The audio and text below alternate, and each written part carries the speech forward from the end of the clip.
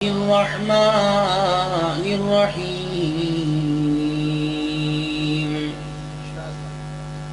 لقد كان لكم في رسول الله أسوة حسنة وقال الله سبحانه وتعالى كل من عليها فان ويبقى وجه ربك ذو الجلال والإكرام آمنت بالله صدق الله العظيم. درود شریف پڑھ لیں. اللهم صل على محمد وعلى آل محمد كما صليت على إبراهيم وعلى آل إبراهيم إنك حميد مجيد. اللهم بارك على محمد وعلى آل محمد كما باركت على إبراهيم وعلى آل إبراهيم إنك حميد مجيد. انتہائی میرے بہت ہی پیارے واجب الاحترام بزرگوں، عزیزوں، دوستوں، سب سے پہلے تو میں شکریہ ادا کروں گا میزبان سمیت سامعین و حضرات کا کہ آپ حضرات اتنی محبت کا، اتنی فراخ دلی کا، اتنا زندہ نے دلی کا مظاہرہ کرتے ہو کہ ہر 15-20 دن بعد آپ مجھے ہر اسٹیج پر دعوت دیتے ہو.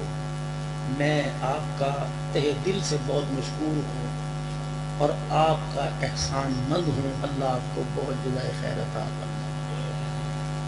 اور الحمدللہ میرا جلال پور سے واسطہ صرف عوام اور خطیب کا نہیں، بہت مختصر سے وقت میں کوئی میرا چاچا، کوئی تایا، کوئی بھائی، کوئی بیٹا، اللہ نے ایسا پیار کا انداز بہت مختصر وقت میں اللہ نے ہمیں عطا فرمایا. آج کا یہ پروگرام 10 ربیع الاول جو اس سے پہلے 5 نومبر کو ہوا چلتا تھا، پھر مصر کے قرہ حضرات کی طرف سے جو تاریخیں ملی، یہ پروگرام اس تاریخ میں ہوا. ہمارے بزرگ قاری محمد نذیر صاحب حفظہ اللہ تعالی، اللہ ان کی عمر عمل تقوی میں اور بزرگی میں برکت عطا فرمائے. حضرت اقدس پیر طریقت رہبر شریعت حضرت ہمارے پیر کے ابوبکر شاہ صاحب، اللہ ان کی عمر میں تقوی پرہیزگاری برکت نہ، ان کا سایہ تا دیر ہمارے سر.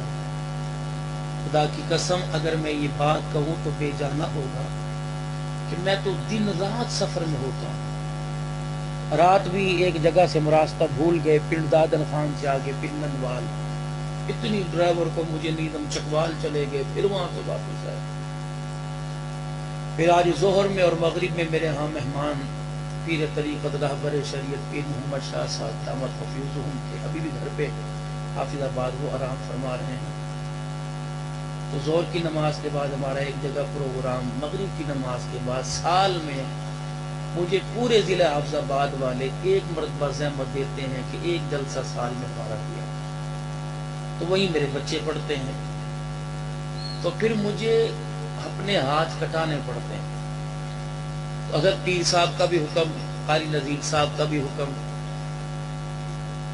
تقریباً میں 7:15 بجے اس جلسے سے فارغ ہو کر حافظ آباد سے نکلا اور مسلسل ابھی شوجہ آباد سے لے کر یہاں تک تقریباً 180، 70، 60، اور میں نے اپنے منہ پر دونوں ہاتھ رکھ رکھے تھے کہ مجھے محسوس ہوا کہ میرا دل اب کمزور، اور نہ میں نہیں ڈرتا مسافت سے، لیکن آج میں نے اپنے منہ پر ہاتھ دونوں رکھ کے درود شریف پڑھا، یا اللہ حفاظت کرنا، لگ کوئی نہیں رہا.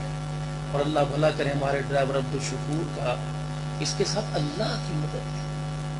اس نے اپنے تجربے سے گاڑی نہیں چلائی، اللہ کی مدد کے ساتھ گاڑی چلائی، اللہ کی مدد کے سہارے گاڑی چلائی. اپنی مدد پر چلتا تو پتہ نہیں کہاں مجھے بھی گرایا ہوتا وہ پڑا. اللہ نے باحفاظت یہاں پر چھوڑا. اب رہی بات کچھ چلے گئے کچھ آپ. دیکھو بھائی دنیا کا سلسلہ یہی ہے، اگر سارے ہی رہتے تو پیچھے والے کب آتے؟ 10 جا رہے ہیں 20 آ رہے ہیں، جن کے مقدر میں میں، میرے مقدر میں آپ، اور ہم سب کے مقدر میں یہ اللہ والا آپ حضرات، جن کے چہرے کو دیکھ کر ایمان کو تر و تازگی ملتی.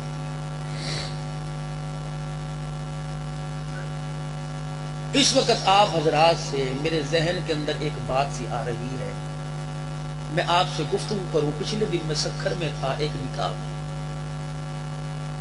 اپنے بڑوں سے میں نے سبق سیکھا. نکاح کی محفل کے اندر میں نے وہی بات کر دی جو مجھے کرنی چاہیے. اب نکاح کا پروگرام تھا، اب مجھے وہاں انہوں نے خطاب کے لیے بٹھایا تو میں وہاں میراث شریف شروع کر دیتا. لوگ کہتے نکاح کی مجلس میں میراث سنا رہا. اگر اس شادی کے موقع پر میں کربلا کا واقعہ شروع کر دیتا تو لوگ کہتے بھائی یہ کسی کے 40ویں کا ختم نہیں ہو رہا، یہ تو پروگرام.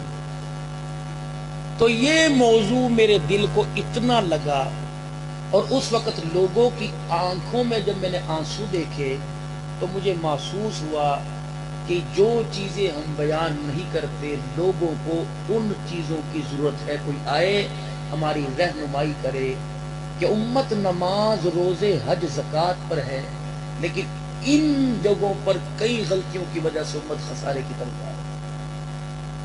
پیسے کا ضیاع بھی ہو رہا ہے، اور جس آدمی شادی کس لیے کرتا ہے؟ سکون کے لیے کرتا ہے. جب سکون ہی نہ ملے تو شادی کا کیا فائدہ؟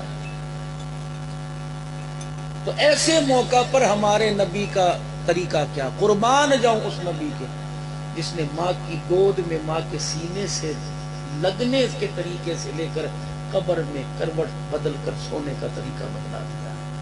کہہ دو صلی اللہ علیہ وآلہ وسلم. بلند آواز سے میرے نبی پر درود پڑھیے صلی اللہ علیہ وسلم.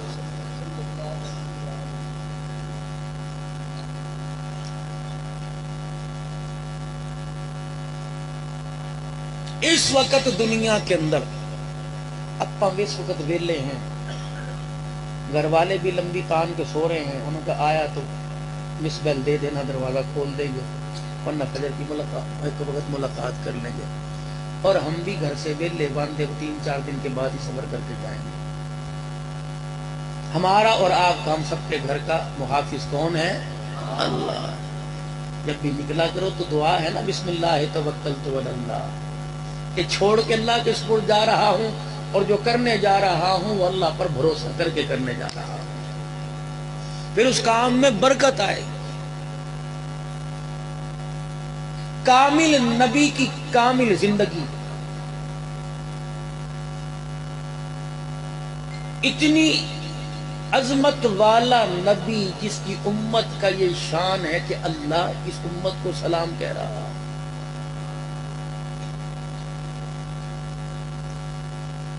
اس امت کو اعزاز دینے کے لیے اللہ اپنے نبی سے پوچھ رہا ہے کہ اگر تو چاہے تو تیری امت کو میں آخری امت نہ بنا دوں؟ اگر تو چاہے میں تجھے آخری نبی بنا کر نبوت کا دروازہ قیامت کی صبح تک بند نہ کروں؟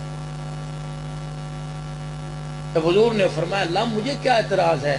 فرمایا پھر آپ کو آخری نبی بنایا اور قیامت تک آپ کی امت کو آخری امت بنایا.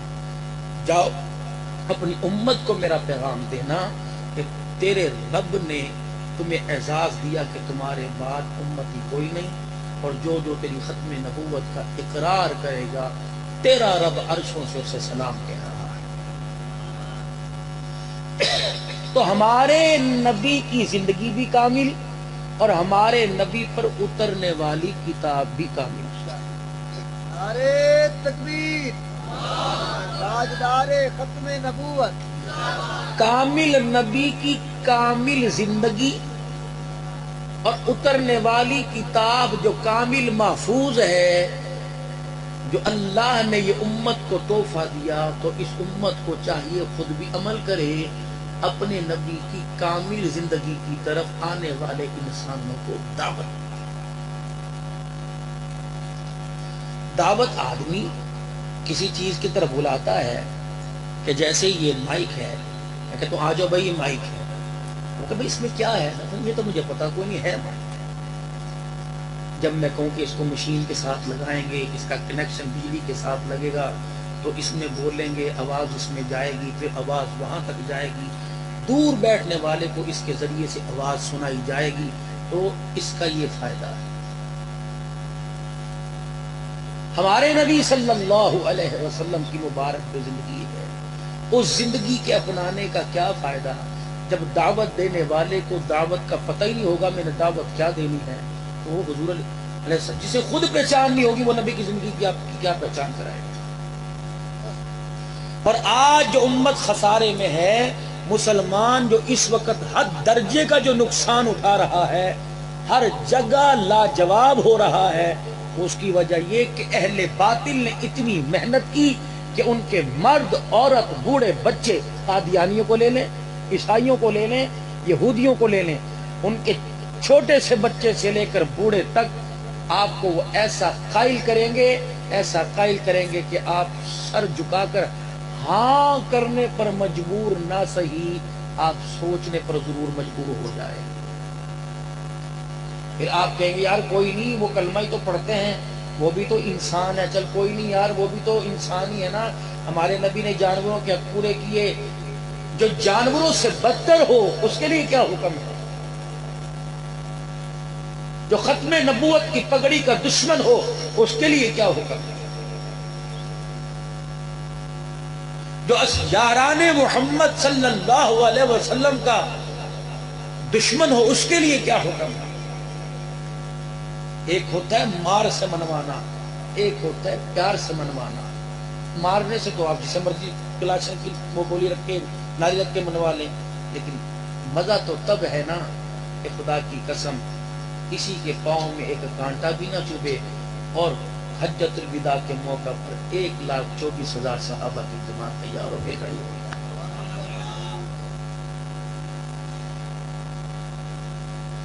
تو ہمیں اپنے نبی کی زندگی کو سیکھنا چاہیے۔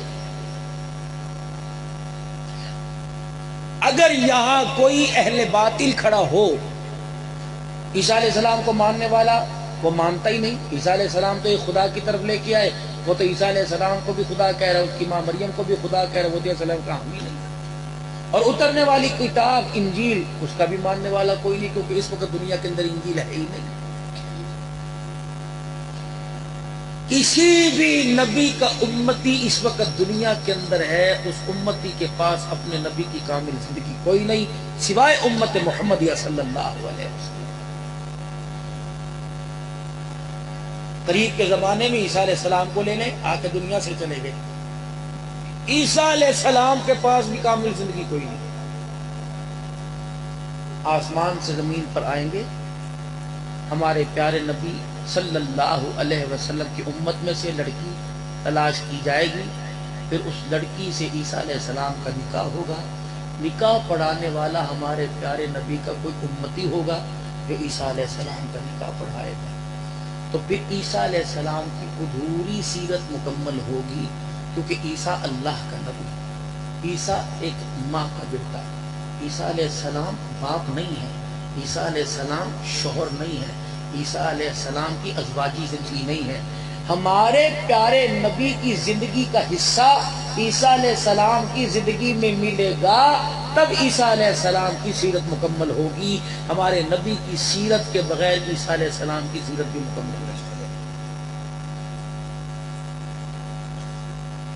اب میں آپ کی توجہ اس بات پر دلانا چاہتا ہوں، جتنے جب سے جلسہ شروع ہوا اس وقت سے لے کر اب تک، اور جہاں جہاں جلسے ہو رہے ہیں، جہاں جہاں یہ حسن قرات اور محفل ہو رہی ہے، آپ کیا سنتے ہیں؟ حضور کی ولادت، مائی حلیمہ کی لوری، مائی شیمہ کی گود، رحمت دو عالم صلی اللہ علیہ وسلم کا لڑکپن، آپ کی تجارت، اعلان نبوت، مکے میں تکلیفیں، طائف کا سفر، بدر کا میدان، بدر کے میدان میں صحابہ کی شہادت، احد کا میدان، احد کے میدان میں چتا کی شہادت، پھر آ جا کر سیدہ فاطمہ، پھر حضور کا معراج، پھر رحمت للعالمین کی سیرت مبارک کے کچھ پہلو، کچھ معجزات، حضرت جابر کی ہنڈیا میں لعاب ڈال دیا، علی کی ایڑی پر لگا دیا، صدیق کی آنکھوں پر لگا دیا، اس کا علی کی صدیق کی ایڑی پر علی کی، اس کا کوئی انکاری ہے میرے بھائی؟ بولو کوئی انکاری ہے؟ معجزات پیغمبر کا کوئی انکاری؟ ختم نبوت کا کوئی انکاری؟ ہر زندگی کے حصے میں رہنمائی حضور کی زندگی سے ملتی ہے۔ اللہ کے نبی نے کتنی شادیاں کی بھائی؟ کتنی کی بھائی؟ ضرورت کیا تھی؟ عیسیٰ کو تو ایک بھی نہیں ملی، ہمارے نبی کو کیا نہ ملی؟ آج اہل باطل انگلی اٹھاتے ہیں نا کہ تمہارا پیغمبر شادیاں کرتا تھا، ہمارے پیغمبر نے اتنی ساری شادیاں کی، آج پوری دنیا انگلی اٹھاتی ہے۔ ہمارے پاس کیا جواب ہے اس کا؟ منہ میں چنگم رکھ کے چبانے والوں، ہمارے پاس کوئی جواب ہے؟ منہ کے اندر سائڈ پر پان رکھ کے 2 گھنٹے خاموش رہنے والوں اور تمباکو والا تھوک اندر رکھنے والوں، کوئی جواب ہے ہمارے پاس؟ 14ویں 15ویں 16ویں کلاس کا طالب علم، اس کے پاس کوئی جواب ہے کہ ہمارے پیغمبر کی 11 شادیاں کرنے کی وجہ کیا تھی؟ اہل باطل کو جواب دو جو یہ حضور علیہ السلام، یہی تو وجہ ہے کہ آج ہمارے پاس 10 روپے اور 20 روپے کا اخبار جو پاکستان میں شائع ہوتا ہے اور اسے صبح سے لے کے 10 بجے اور رات تک مزے مزے سے پڑھتے ہیں اور 10 مرتبہ پڑھتے ہیں، اس میں 90% خبریں جھوٹی ہوتی ہیں، 10% کی۔ اس کے لیے وقت ہے قرآن لا ریب کتاب جس میں میرے نبی کی زندگی لکھی ہوئی ہے، اسے پڑھنے کے لیے کسی کے پاس وقت ہی نہیں۔ تو اس کا نقصان سب سے بڑا یہ ہو رہا ہے کہ آج نبی کی ختم نبوت پر بھی حملہ ہو رہا ہے اور حضور صلی اللہ علیہ وسلم کی امت کو بھی حد درجہ ہر درجہ دھکیلنے کے اندر، نقصان پہنچانے کے اندر آج محنت ہو رہی ہے، اور اہل باطل اپنی دونوں محنتوں کے اندر کامیاب ہو رہا ہے۔ ہمارا کوئی معیار ہی نہیں ہے، اور ہمارا معیار کیا ہے؟ کھجلے کپڑے، جس کے پاس جتنے صاف کپڑے ہوں گے، السلام علیکم، جس کے پاس جتنی خوبصورت گھڑی اور ہاتھ کے اندر موبائل ہوگا، میرے جیسے بھی کہیں گے ادھر آئیے، ادھر بیٹھیے، ادھر بیٹھیے، جس کے ہاتھ کے اندر گاڑی کی چابی ہوگی، ادھر آئیے، ادھر، یہ معیار ہے ہمارا؟ یہ معیار نہیں تھا۔ تن پر کپڑا کوئی نہیں، پیر میں جتی کوئی نہیں، سر پہ ٹوپی کوئی نہیں، پیٹ میں روٹی کوئی نہیں، چل زمین پہ رہا تھا، آواز جنت کے اندر سنائی دے۔ بن کے دکھاؤ ایسے۔ پاکستان کی مشہور یونیورسٹی کے چانسلر سے پوچھو، وہ تمہیں نبی کی زندگی نہیں بتائے گا۔ حبشے کے بلال سے پوچھو، وہ بھوک کی وجہ سے پیٹ کے پتھر باندھ کر نبی کی ساری زندگی سنا کے رکھ دے گا۔ صرف یہ المیہ ہے آج کے دور کے اندر۔ کفر اتنا سر اٹھا چکا ہے کہ کل بھی دین کے ادارے پر حملہ ہوا، مدارس دینیہ پر، نہ کسی نے کالی پٹی باندھی، نہ کسی نے سیاہ پرچم لہرائے، نہ پاکستان کی اسمبلیوں کے پرچم سرنگو ہوئے، کوئی کسی مذمت کی، اور یہ مذمت سال سے چلی ہوتی آ رہی ہے۔ میرے پاس ایک کلپ موجود ہے، جب شیخ الحدیث صاحب حدیث پڑھا رہے تھے اور مشکات شریف کی حدیث پڑھا رہے تھے، آدھی پڑھی، دھماکہ ہو گیا، اللہ نے انہیں محفوظ کیا۔ جو بچہ ایک شہید ہوا، اس کی آنکھ سے آنسو نکلنے میں بڑی دیر تک، رات تقریباً 2:30 پونے 3 بجے مجھے کسی نے تصویر سینڈ کی، میں سفر کر کے آ رہا تھا، میں بڑی دیر تک اسے دیکھ کے روتا رہا۔ اس کی 2 آنکھوں میں 2 آنسو نکل کے یہاں گرے ہوئے تھے اور خاموش اور خون میں بھرا پڑا تھا۔ وہ اس کے آنسو بتلا رہے تھے کہ ظالموں، تم نے مجھ سے میرے ماں باپ کا پیار کیوں چھینا؟ میرا قصور کیا تھا؟ اور میں نے پھر اس کو نا اور زوم کر کے تصویر کو اور قریب کر کے دیکھا، اس میں دوسرے پارے کا غالباً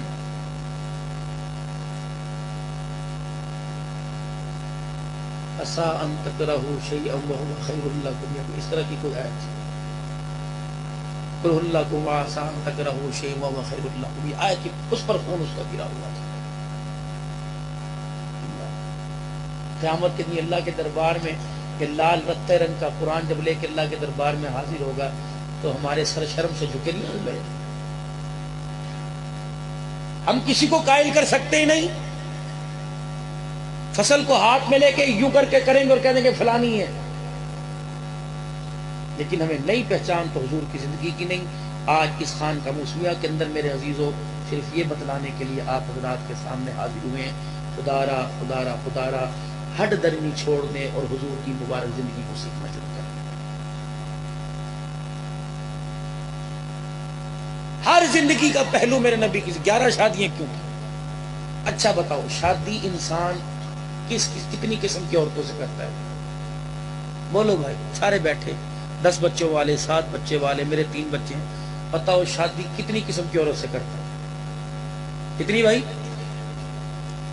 کتنی قسم؟ بولو تو صحیح. چلو غلطی بولیں گے نا، کوئی بات نہیں، ہم مذاکرہ کر رہے ہیں 6 نمبر کا. شادی کتنی قسم کی عورتوں سے کرتا ہے بھائی؟ کتنی بھائی؟ حضور نے 11 کی نا، تو انسان شادی 11 قسم کی عورتوں سے. بیوہ، کماری، مطلقہ، طلاق کیا یہ میں یہ بولو تفصیل.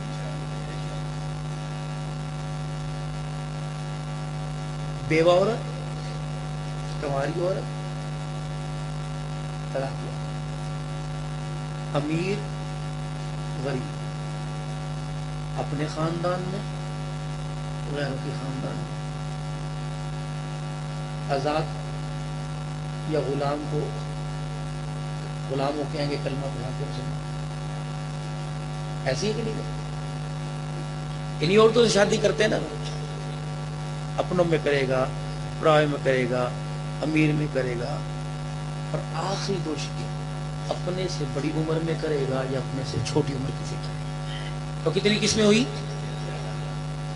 اللہ کے نبی نے ان 11 قسم کی عورتوں سے شادی کر کے بتلایا کہ زندگی میں ان عورتوں سے واسطہ پڑ جائے تو محمد ان کے ساتھ نبھانے کا تمہیں یہ طریقہ بھی بتلا کے گیا ہے. سبحان اللہ، کیسے میرے نبی کی مبارک. اچھا بھائی چلیں ایک اور سوال. آج 6 نمبر کا مذاکرہ کر رہے ہیں، آپ اٹھنا نا، انشاءاللہ آج بات میں مزہ آئے گا.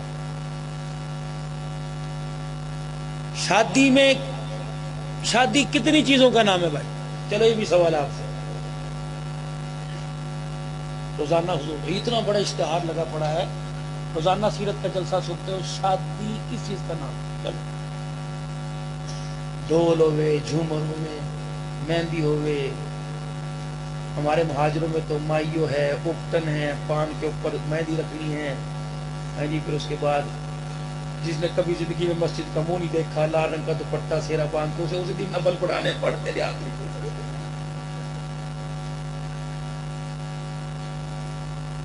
جب پھانسی کے پھندے پہ چڑھاتے رہے کہتے تیری آخری خواہشیں پوری کر لے. تو دیکھو پتہ آج اللہ کے آگے سجدہ کر لے، آج کے بعد تمہیں بیوی کو سجدہ کرنا ہے.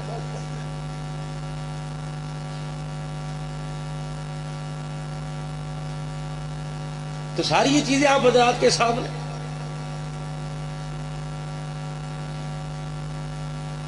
انسان میرے عزیزو جب شادی کرتا ہے تو شادی 6 چیزوں کا نام ہے. تو جو شادی 6 چیزوں کا نام. 2 چیزیں فرض ہیں. یہ نبی کی زندگی کا ایک پہلو میں نے اٹھایا، اللہ کرے میں تو کے بتانے میں کامیاب ہوں. 2 چیزیں فرض ہیں، 1 چیز واجب ہے، 3 سنت. جب برات آ کے بیٹھ گئی، برات کی کوئی حیثیت نہیں. 25 لاکھ روپے دی گڈی دے اندر دلہا کے بیٹھا، اس کی کوئی حیثیت نہیں. 50,000 لاکھ روپے برات پہ لٹا دیا، اس کی کوئی حیثیت نہیں. جب تک یہ فقیر 4 ورقوں کا فارم لے کے ٹھکر چلتا آگے آنی بیٹھے گا، کوئی حیثیت نہیں. صحیح ہے؟ بولو تو کہو تو صحیح سبحان اللہ. صحیح کہہ رہا ہوں نا؟ تو مولوی نہیں آئے گا، برات رکھی گئی ہے. اور نکاح پڑھانے کی دیر ہے، مولوی صاحب پہ جتی نہیں باندھا تھے. کتنے مولوی، کتنے نکاح تھے، کتنے مولوی صاحب غریبہ دی برات ہے. 2 لاکھ روپے لٹایا ہے، تو اسے ترس کرو بجا کرو، 1500 روپے پڑھا جاؤ. 6 چیزیں نکاح میں فرض، 6 چیزیں نکاح میں 2 فرض.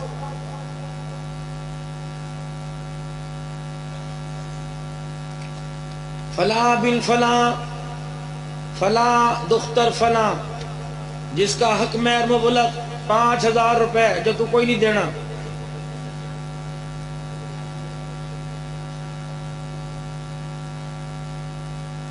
50,000 روپے کا شادی ہال بک کرایا، 20 لاکھ روپے کا گھاڑا کو آیا، 5,000 کی مہر نہیں،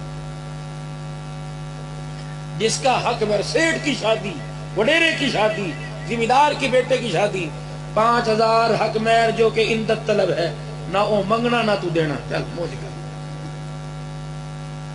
حقیقت یہ عورت کے جسم کو ٹچ کرنے کی اللہ قیمت ادا کروا، خبردار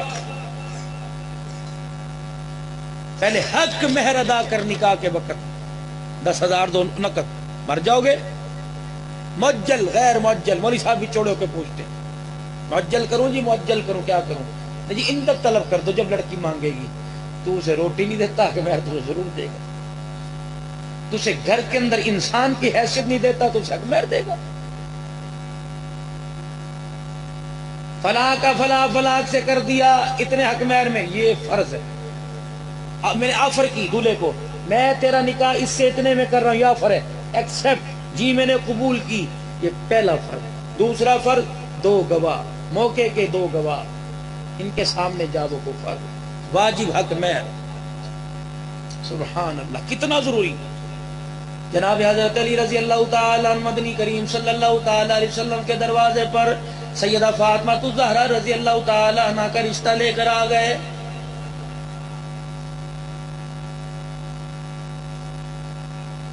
آپ حضرات کو یہاں ایک بات بتلاؤں گا، ضروری نہیں کہ لڑکے والے رشتہ لے کے آئیں، لڑکی والے بھی لا سکتے ہیں۔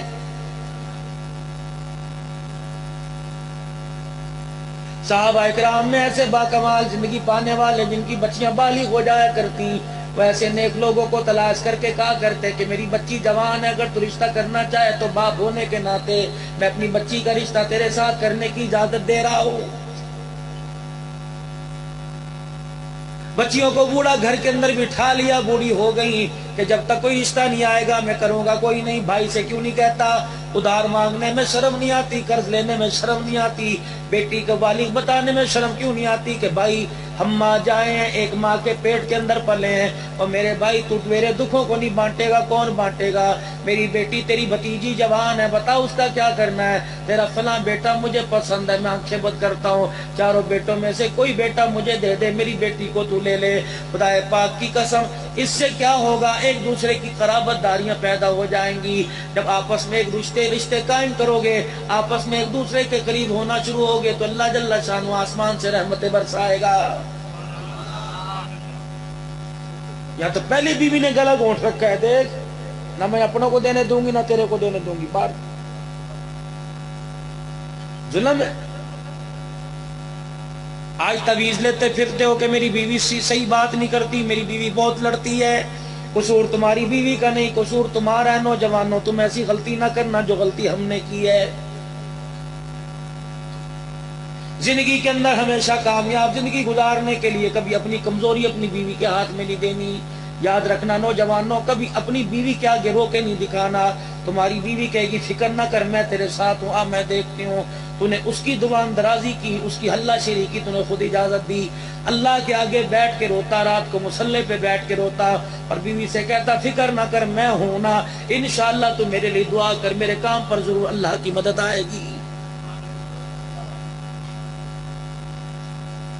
یا تو پہلے ہی رونا شروع کر دیا، ابھی بچہ بھی پیدا نہیں ہوا، بیوی کہہ رہی ہے کیا بات ہے، کیوں رو رہے ہو؟ یار مجھے بس ابو پہ غصہ آ گیا۔ اے بے شرم، اگر بیوی کے سامنے کہہ رہے کہ مجھے باپ پہ غصہ آ گیا، خدا کی قسم تیری بیوی جوتی اٹھا کے پہلے کھڑی ہو جائے گی، اسے راستہ تو نے دے دیا۔ یار پتہ نہیں جب میں گھر آتا ہوں میری ماں بول بول کے میرے سر میں درد کر دیتی ہے، اسے تو نے موقع دے دیا ایک قدم آگے بڑھنے کا۔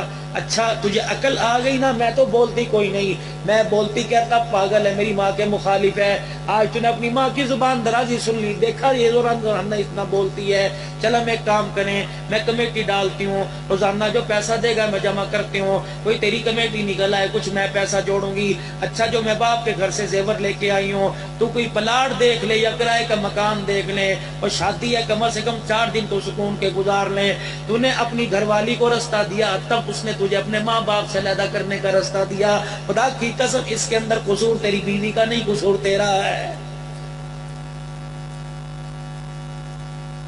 خبردار خبردار، کبھی اپنی گھر والیوں کے سامنے ان کے حق میں کمی نہ کرنا، ان کے پیسے ان کے کپڑے لتے میں روٹی پانی میں کمی نہ کرنا، لیکن خدا کے واسطے اپنے ماں باپ، اپنے بہن بھائیوں کا، اپنے رشتہ داروں کا، اپنی گھر والی کے سامنے بیٹھ کے گلا نہ کرنا، ورنہ اتنی بڑی زبان نکال کر تیرے ماں باپ کو گھر والی تیرے سامنے ذلیل کرتی نظر آئے گی۔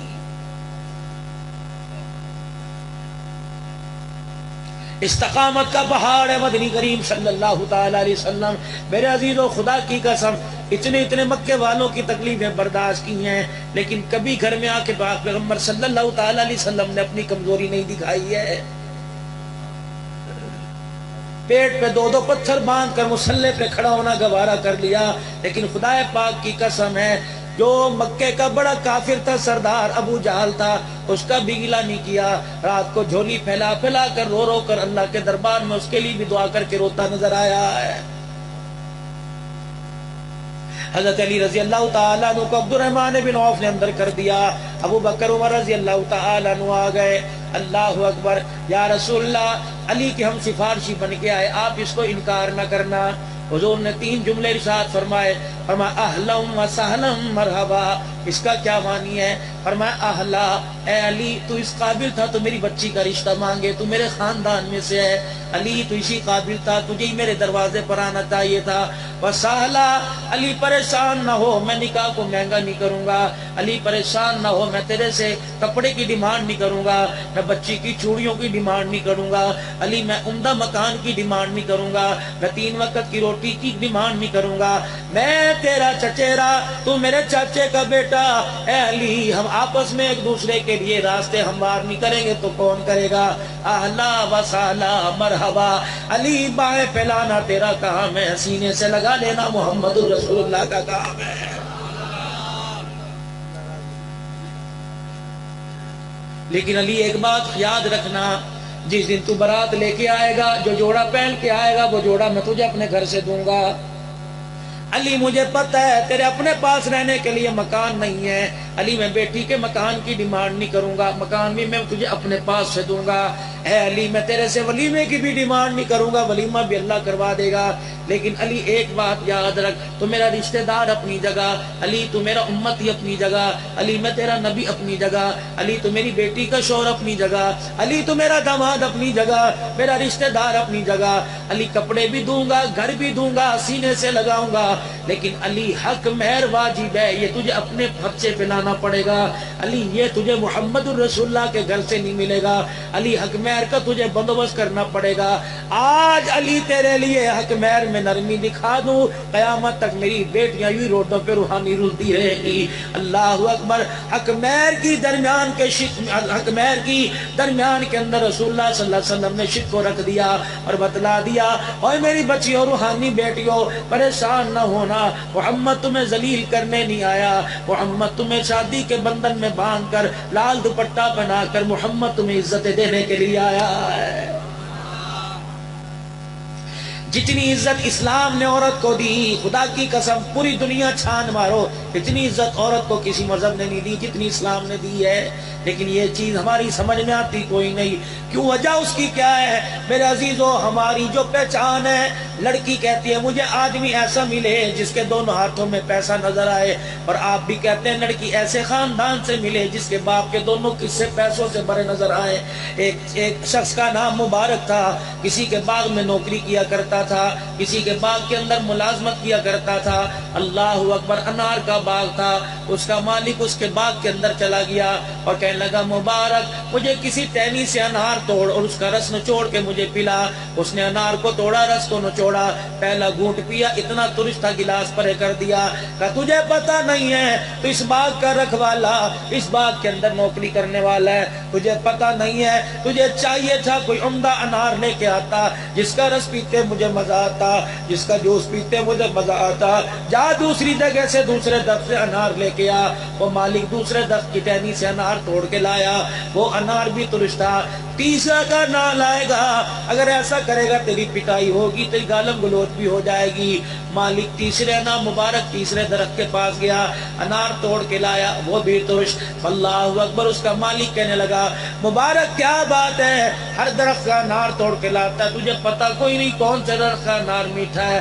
مبارک کی آنکھوں میں آنسو آ گئے، کہنے لگا اللہ کی عزت کی قسم، تیرے باغ میں نوکری کرتا ہوں، وقت دیتا ہوں، تنخواہ لیتا ہوں، لیکن نہ تو نے اجازت دی نہ میں نے اجازت لی۔ جب سے تیرے باغ میں آیا میں نے تیرے درخت کے انار کا ایک دانہ بھی چکھ کے نہیں دیکھا ہے۔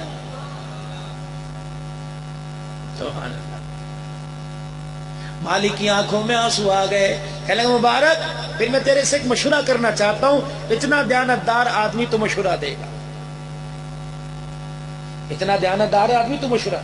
میری بچی جوان ہو گئی، بتا میں اس کے لیے رشتہ کیسا تلاش کروں؟ اب مبارک کہنے لگے میاں اگر رشتہ تمہیں تلاش کرنا ہے امیوں کا پھر یہودیوں میں دیکھ لے، اگر تمہیں تلاش کرنا ہے خوبصورتی میں پھر تو نصرانیوں میں دیکھ لے، اگر تمہیں تلاش کرنا ہے تقوی پرہیزگاری والا اور بزرگی والا تو محمد الرسول اللہ کی امت میں دیکھ لے صلی اللہ علیہ وسلم۔ مالک گھر گیا اور دوڑا گیا اور جا کے بیوی سے کہنے لگا مبارک مبارک ہماری بچی کے نصیبے جاگ گئے، ہماری بچی کے باغ جاگ گئے، جیسا رشتہ چاہتا تھا اللہ جل شانہ نے ویسا ہمیں رشتہ عطا فرما دیا۔ کہا کیسا رشتہ ملا؟ کہ اللہ اکبر، تقوی میں اعلیٰ، پرہیزگاری میں اعلیٰ، بزرگی میں اعلیٰ، شان و شوکت میں اعلیٰ۔ کہا کیسا رشتہ ملا؟ کہ وہ جو ہمارے باغ کا ملازم ہے مبارک وہ ایسا رشتہ ہے۔ بی بی کہنے لگی دیر کس کی، پیچھے امام کے جلدی کا رشتہ کر دے۔ اللہ اکبر، مبارک کا رشتہ ہو گیا، اللہ اکبر، اپنے مالک کی بیٹی سے رشتہ ہو گیا۔ پھر مبارک کے اولاد پیدا ہوئی، اس کا نام عبداللہ رکھا۔ یہ عبداللہ کون بنا؟ وقت کا عبداللہ بن مبارک محدث بنا، جو امام بخاری رحمت اللہ علیہ کے استاد کا بھی استاد بن گیا تھا۔ کہاں نار کے دانے سے بات چلی؟ آج میرے عزیزوں بیٹی گھر کے اندر بیوی آ جائے، اولاد نہ ہو قصور بیوی کا، گھر کے اندر کوئی موت میت ہو جائے قصور بیوی کا، گھر کے اندر میرے عزیزوں آدمی کے کاروبار میں نقصان ہو جائے بیوی کا، چلتے پھرتے کہتے پھریں گے جب سے یہ نحوست ماری آ گئی ہمارے کاروبار کا بیڑا غرق ہو گیا، جب سے ہمارے گھر کے اندر ہی ہمارے گھر کا، خدا کی قسم ایسی بات کوئی نہیں، خود ہی تو کہتے ہو اولاد مرد کے نصیب کی، رزق عورت کے نصیب کا، اگر اللہ نے تجھے بیٹا نہ دیا تو تیرا نصیب خراب ہے، تیری بیوی کا اس کے اندر کیا قصور ہے؟ علی حق مہر گھر سے لے کے آ، میں محمد تجھے حق مہر نہیں دوں گا۔ کتنا اہم ہے یہ، اسی لیے علماء اکرام نے فرمایا حضرت پیر جی سے پوچھ لو کہ دائیں بائیں جو ہلکی ہلکی ہنسی دکھا رہے ہیں ان سے بھی پوچھ لو میاں تم نے بھی اپنی بیوی کو حق مہر دیا تھا، کیسے معاف کرا لیا؟ لاکھوں روپے کی گاڑی رکھنے والوں وائے ہے قیامت کے دن جب اللہ کہیں گے اللہ اکبر، اللہ فرمائیں گے ادھر اسے لے کے آؤ۔ جی اللہ جی یہ سر پر کیا اٹھا کے لایا؟ یا اللہ 70 سال کی نمازوں کے سجدے لایا۔ اللہ فرمائیں گے یہاں رکھ دے۔ یہ کیا لے کے آیا؟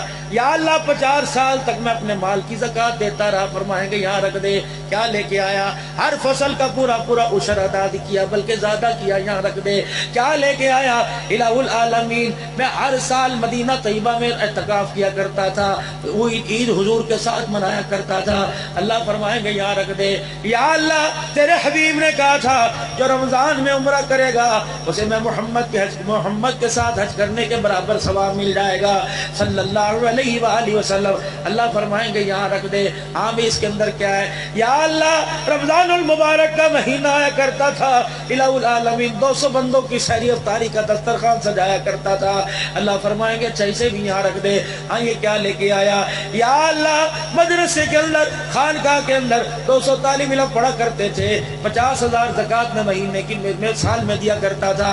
اللہ فرمائیں گے یہاں رکھ دے. یا اللہ کیا بات ہے، نماز روزہ حج زکوٰۃ میں پوچھ تو نہیں سکتا، میری حیثیت تو کوئی نہیں. یا اللہ بتا یہ ساری چیزیں تو نہیں یہاں کیوں رکھوا دی؟ یا اللہ تو آج کیا کرنا چاہتا ہے؟ اللہ فرمائیں گے ساری چیزوں کو بعد میں لوں گا، پہلے مجھے ایک بات بتا، جب تیرا گھر سے جنازہ اٹھا تھا، جی اللہ تیرے چرپائی کی پایوں کو کتنی عورتیں کتنے رو رو کے پکڑ رہے تھے، کتنے لوگ تھے جو دروازے کے باہر تیرے جنازے والی چرپائی کے پیچھے آ گئے.